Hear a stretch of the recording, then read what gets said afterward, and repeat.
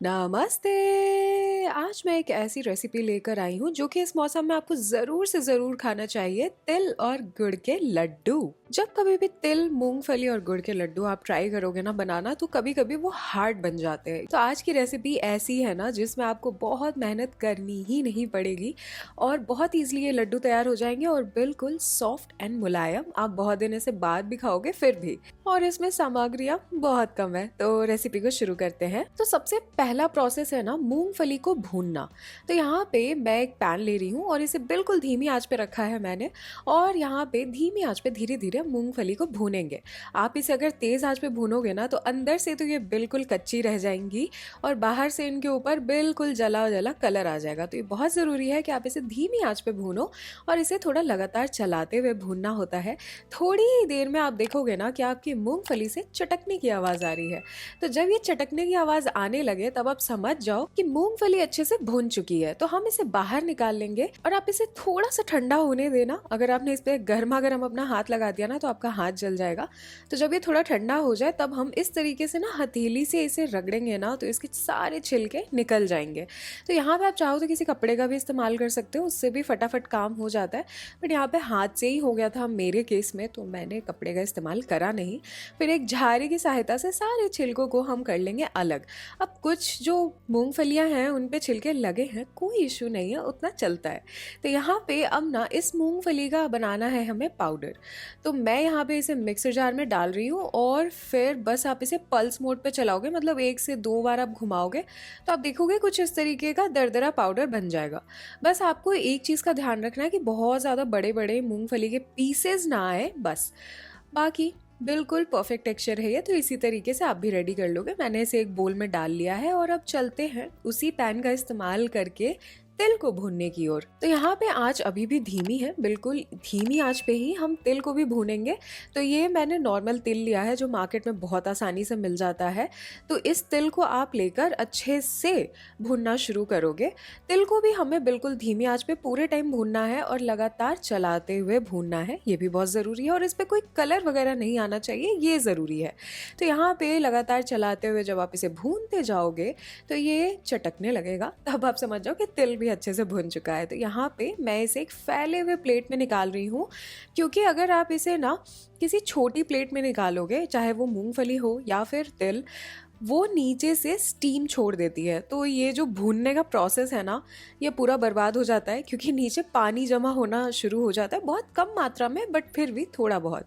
तो इसलिए हम यहाँ पे नहीं चाहते कि वो हो, इसलिए मैंने इसे फैले हुए प्लेट में रखा था और थोड़ा ठंडा कर लिया। और जब ये ठंडा हो गया तब मैंने इसे डाला मिक्सर जार में और फिर इसे भी हम 2-3 बार चलाते हैं और बिल्कुल फाइन पाउडर रेडी कर लेते हैं।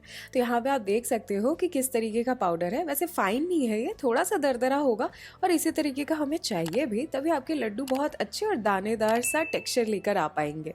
अब इसी मिक्सर जार में मैं डाल रही हूँ गुड़। तो यहाँ पे जो मैं गुड़ का इस्तेमाल कर रही हूँ, आपने देखा होगा कि वो पाउडर तो है लेकिन उसमें बड़े बड़े पीसेज है गुड़ के। तो ये जो बड़े बड़े पीसेज है ना गुड़ के, इसे हमें बिल्कुल स्मूथ करना है, तो इसलिए मैं इसे मिक्सर जार में डाल रही हूँ। और दूसरा कारण ये है कि इसी में हम घी डाल के ना एक गीला सा मिक्सचर रेडी करते हैं, बहुत गीला नहीं, थोड़ा सा गीला। तो यहाँ पे जब मैंने 2-3 बार चला लिया था गुड़ को, वो थोड़ा फाइन पाउडर जैसा और हो गया, तब मैंने इसमें डाला घी। बहुत ज़्यादा घी की ज़रूरत नहीं है इस रेसिपी में, लेकिन 5 से 6 चम्मच आपको डालना होगा ताकि लड्डू अच्छे से बन सके। तो यहाँ पे घी को ऐड करके ना मैं इसे मिक्सर जार में ही अच्छे से चला रही हूँ दोबारा, ताकि ना जो जैगरी है मतलब गुड़ है वो अच्छे से इस घी को अपने अंदर सोक कर ले। तो यहाँ पे देख सकते हो आप कि ये जो गुड़ का मिक्सचर है किस तरीके से थोड़ा सा स्टिकी और गीला लग रहा है, बस ऐसे ही चाहिए हमें। और इसे हम पलट लेंगे उसी बोल में जिसमें हमने तिल के पाउडर और मूंगफली के पाउडर को रखा था। और फिर सारी चीजें जब एक बोल में आ जाए तब अभी हमें इसमें कुछ नहीं करना, सिर्फ सारी चीजों को अच्छे तरीके से मिलाना है।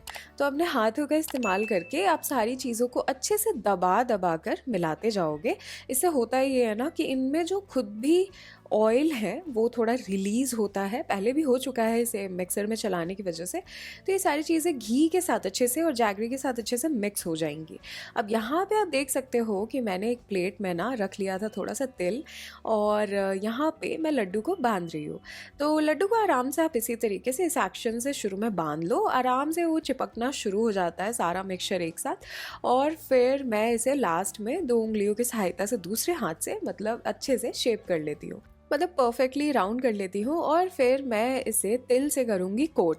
तो बस आपको इसे ना नॉर्मल प्लेन तिल में इस तरीके से रोल करके निकाल लेना है, और आपको दिख ही रहा होगा इसके ऊपर तिल कितने अच्छे तरीके से चिपक चुका है, और ये बिल्कुल परफेक्ट लड्डू तैयार हैं।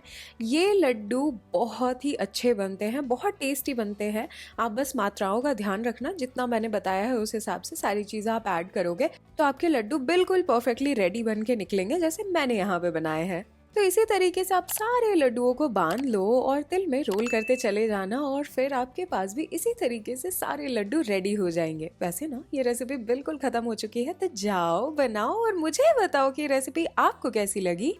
ये लड्डू ना आप बहुत दिन बाद भी अगर खाते हो तो ये बहुत सॉफ्ट रहते हैं, मुलायम रहते हैं, बिल्कुल भी हार्ड नहीं होते हैं।